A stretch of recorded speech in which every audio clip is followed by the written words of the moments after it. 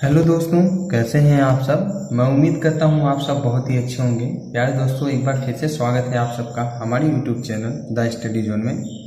दोस्तों, आज की इस वीडियो में हम कक्षा 10वीं विषय विज्ञान का चैप्टर नंबर 10 प्रकाश का परावर्तन तथा अपवर्तन को शुरू करेंगे।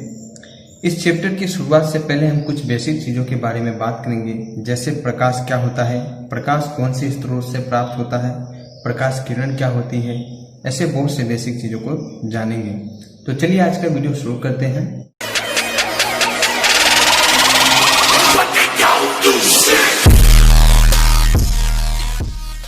दोस्तों, पहले हम बात करते हैं प्रकाश तथा प्रकाश स्रोत, लाइट एंड लाइट सोर्स। प्रकाश क्या होता है? प्रकाश ऊर्जा का वह रूप है जिसकी सहायता से हमें वस्तुएं दिखाई देती है। प्रकाश जो है एक ऊर्जा का ही रूप है और इसकी सहायता से हमें क्या होता है, वस्तुएं जो होती है वो दिखाई देती है।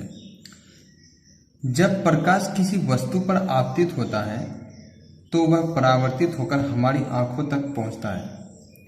जब कोई प्रकाश किरण किसी वस्तु पर आपतित होती है तो परावर्तित होकर वह प्रकाश जो होता है हमारी आंखों तक पहुंचता है और जिसके फलस्वरूप हमें क्या, वस्तु जो होती है दिखाई देती है। तो प्रकाश ऊर्जा का ही एक रूप है, इसकी सहायता से हमें वस्तुएं दिखाई देती हैं। प्रकाश हमें विभिन्न प्रकार के प्राकृतिक स्रोतों से जैसे सूर्य, तारे आदि और कृत्रिम स्रोतों यानी मानव निर्मित जो स्रोत हैं जैसे मोमबत्ती, विद्युत बल्ब आदि से प्राप्त होता है। प्रकाश हमें विभिन्न प्रकार के स्रोतों से प्राप्त होता है और इस आधार पर प्रकाश स्रोत को दो भागों में बांटा जा सकता है। पहला है दीप्त प्रकाश स्रोत, दूसरा है अदीप्त प्रकाश स्रोत। पहले हम बात करते हैं दीप्त प्रकाश स्रोत, ल्यूमिनियस सोर्स। क्या होते हैं? वे प्रकाश स्रोत जो स्वयं प्रकाश उत्पन्न करते हैं दीप्त प्रकाश स्रोत कहलाता है। इस प्रकार के प्रकाश स्रोत जो होते हैं वे स्वयं प्रकाश का उत्पन्न करते हैं, जैसे सूर्य, तारे, विद्युत बल्ब, इनसे प्रकाश स्वयं उत्पन्न होता है, इसलिए ये कौन से स्रोत कहलाते हैं? दीप्त प्रकाश स्रोत कहलाते हैं। अब बात करते हैं अदीप्त प्रकाश स्रोत क्या होता है, नॉन ल्यूमिनियस सोर्स क्या होता है। वे प्रकाश स्रोत जो स्वयं प्रकाश उत्पन्न नहीं करते हैं बल्कि दीप्त स्रोतों के प्रकाश को परावर्तित कर प्रकाश देते हैं, अदीप्त प्रकाश स्रोत कहलाते हैं। ये क्या करते हैं? स्वयं प्रकाश को उत्पन्न नहीं करते हैं बल्कि जो दीप्त स्रोत होते हैं उनसे जो प्रकाश इन्हें मिलती है इनको वे क्या करते हैं, परावर्तित कर देते हैं, परावर्तित कर देते हैं जिससे हमें वस्तुएं दिखाई देती है। तो इस प्रकार के स्रोत अदीप्त प्रकाश स्रोत कहलाते हैं। जैसे चंद्रमा, यह सूर्य के प्रकाश के परावर्तित होने पर ही चमकता है। जब सूर्य का प्रकाश परावर्तित होता है तब जो चंद्रमा जो है वो चमकता है। इसी प्रकार कांच है, कांच पे जब टॉर्च का प्रकाश पड़ेगा तो वह परावर्तित होकर आपको पुनः दिखाई देता है। तो कांच क्या है? अदीप्त प्रकाश स्रोत है कि यह प्रकाश को तो स्वयं उत्पन्न नहीं करता है बल्कि प्रकाश को परावर्तित कर देता है। अब बात करते हैं प्रकाश के गुण, प्रॉपर्टीज ऑफ लाइट। पहला इसका गुण है प्रकाश स्वयं अदृश्य होता है।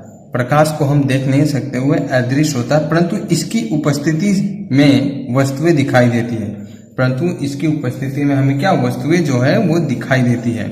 यह स्वयं तो अदृश्य है लेकिन वस्तुओं को देखने में हमारी सहायता करता है। दूसरा पॉइंट है साधारणतः प्रकाश सरल रेखा में गमन करता है। प्रकाश जो है वो ज्यादातर सरल रेखा में गमन करता है। तीसरा बिंदु है प्रकाश के संचरण हेतु माध्यम की आवश्यकता नहीं होती है। प्रकाश को चलने के लिए किसी भी प्रकार का कोई माध्यम की आवश्यकता नहीं होती है। प्रकाश जो है वो निर्वात में भी गमन कर सकता है, प्रकाश निर्वात में भी गमन कर सकता है। प्रकाश विद्युत चुंबकीय तरंगों के रूप में गमन करता है। प्रकाश जो होता है वो विद्युत चुंबकीय तरंगों के रूप में चलता है। पांचवा बिंदु है प्रकाश पारदर्शी माध्यमों जैसे कांच, वायु आदि में से गुजर सकता है।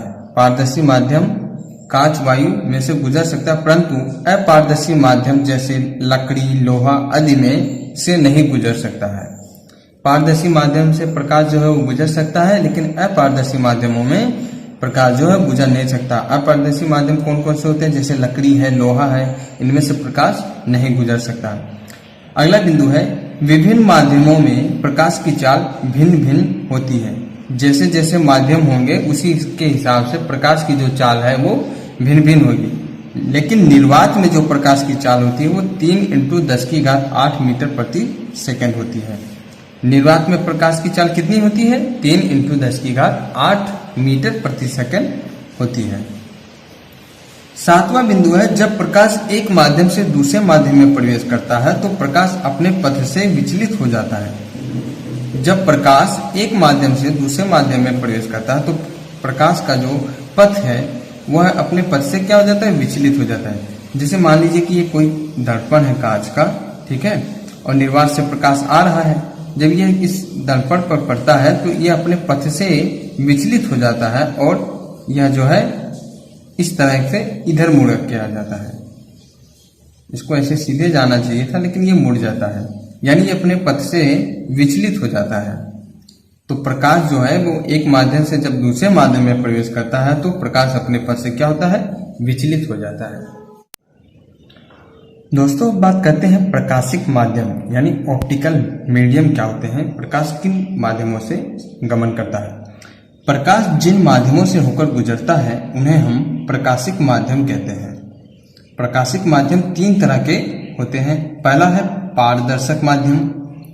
पारदर्शक माध्यम क्या होता है, जिन माध्यमों से प्रकाश का अधिकांश भाग गुजर जाता है उन्हें हम पारदर्शक माध्यम कहते हैं। प्रकाश का अधिकांश भाग जिस माध्यम से गुजरता है पारदर्शक माध्यम कहलाता है। उदाहरण जैसे वायु, कांच, यह सब क्या है, पारदर्शक माध्यम है, क्योंकि प्रकाश का अधिकांश भाग इन माध्यमों से क्या होता है, गुजर जाता है।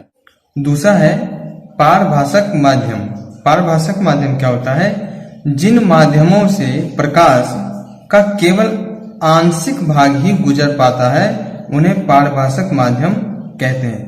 यानी वह माध्यम जिसमें प्रकाश का कुछ ही भाग गुजर पाता है उसे हम क्या कहते हैं, पारभाषक माध्यम कहते हैं। जैसे दूषित जल, घिसा हुआ कांच, तेलीय कागज, इनसे आप देखेंगे, तेलीय कागज देखेंगे, उनसे भी प्रकाश का कुछ ही भाग जो है वो गुजर पाता है। तो इस प्रकार का माध्यम पारभाषक माध्यम कहलाता है। अगला है अपारदर्शक माध्यम। जिन माध्यमों से प्रकाश का कोई भी भाग नहीं गुजर पाता है उन्हें अपारदर्शक माध्यम कहते हैं। यानी ऐसा माध्यम जिससे प्रकाश बिल्कुल भी नहीं गुजर पाता है उन्हें हम अपारदर्शक माध्यम कहते हैं। जैसे लकड़ी हुआ, लोहा हुआ, ऐसे बहुत से उदाहरण हैं जिनसे क्या होता है, प्रकाश जो है वो बिल्कुल भी नहीं गुजर पाता है, प्रकाश का कुछ भी भाग उससे नहीं निकल पाता है। तो इस प्रकार का जो माध्यम होता है उसे हम अपारदर्शक माध्यम कहते हैं। दोस्तों बात करते हैं प्रकाश किरण की। प्रकाश किरण क्या होता है, यानी लाइट रे। जब प्रकाश किसी माध्यम में सरल रेखा में गमन करता है तब प्रकाश के पथ को प्रकाश किरण कहते हैं। प्रकाश का जो पथ होता है सरल माध्यम में उसे हम क्या कहते हैं, प्रकाश किरण कहते हैं। तथा प्रकाश किरणों के समूह को प्रकाश पुंज कहते हैं। और जब बहुत सारे प्रकाश किरण एक साथ किसी माध्यम में गमन करते हैं तो उसे हम प्रकाश पुंज कहते हैं। प्रकाश पुंज जो है वो 3 प्रकार के होते हैं। पहला है अभिसारी प्रकाश पुंज। जब प्रकाश की समस्त किरणें एक ही बिंदु पर मिलती हैं तो उन प्रकाश किरणों के समूह को अभिसारी प्रकाश पुंज कहते हैं। यानी किसी बिंदु पर प्रकाश किरण की समूह जो होता है, प्रकाश किरणों का समूह जो होता है वो एक ही बिंदु पर जब प्रकाश किरणें उसकी मिलती है तो उसे हम अभिसारी प्रकाश पुंज कहते हैं। जैसे देखिए ये कोई बिंदु है O, यहाँ पे बहुत सारे प्रकाश किरण आ रहे हैं। जैसे ये प्रकाश किरण है तो ये प्रकाश किरण एक ही बिंदु पर आकर मिल रही है और ये जो प्रकाश किरण आ रही है इन सभी को क्या कहते हैं, अभिसारी प्रकाश पुंज कहते हैं। ये सभी किरणें जो है प्रकाश किरणों का ये जो समूह है ये अभिसारी प्रकाश पुंज कहलाता है। दूसरा है अपसारी प्रकाश पुंज। जब प्रकाश की समस्त किरणें एक ही बिंदु से आती हुई प्रतीत हो, यानी अब इसमें क्या होता है कि एक ही बिंदु से प्रकाश किरणें जो है वो समस्त प्रकाश किरणें एक ही बिंदु से आती हुई प्रतीत होती है, तो उन प्रकाश किरणों को क्या कहते हैं? अपसारी प्रकाश पुंज कहते हैं। प्रकाश किरणों के समूह को अपसारी प्रकाश पुंज कहते हैं। वो एक बिंदु है और देखिए यहां से सभी प्रकाश किरणें जो है वो आती हुई प्रतीत हो रही, तो इस प्रकार के जो प्रकाश किरण का समूह है इसे हम अपसारी प्रकाश पुंज कहते हैं। क्या कहते हैं? अपसारी प्रकाश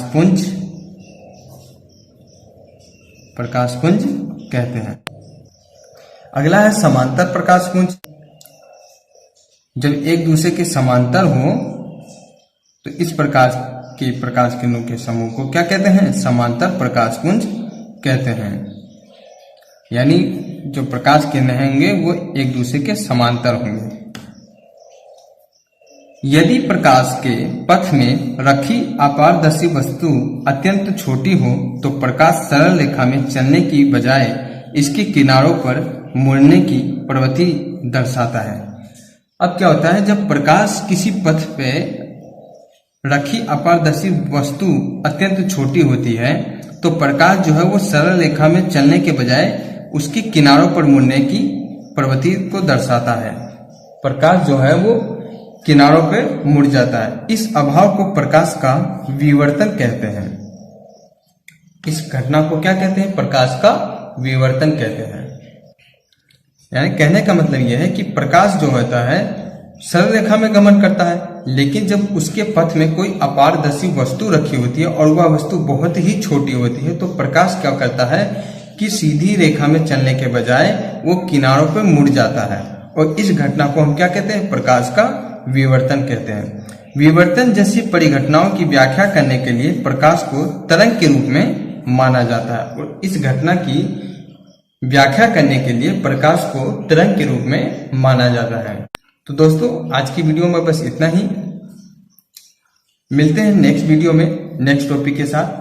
मैं उम्मीद करता हूं कि आपको ये वीडियो पसंद आया होगा। अगर आपको ये वीडियो पसंद आया हो तो वीडियो को लाइक करें, दोस्तों को शेयर करें, और अगर अभी तक आपने मेरा चैनल सब्सक्राइब नहीं किया है तो चैनल को सब्सक्राइब करें, घंटी वाली बटन दबाइए तथा ऑल पर क्लिक कर दें, ताकि जैसे ही मैं कोई वीडियो अपलोड करूं तो उसकी सूचना आपको तुरंत मिल जाए। और इसके साथ ही दोस्तों अगर आप फेसबुक पर हमारे यूट्यूब चैनल का पेज द स्टडी जोन को फॉलो नहीं किए हैं तो प्लीज हमारे फेसबुक पेज को फॉलो कीजिए, वहां पर भी आपको वीडियो मिल जाएंगे। वीडियो को देखिएगा, लाइक करिएगा, शेयर करिएगा। आपका दिन शुभ हो। Thanks for watching. Thank you very much.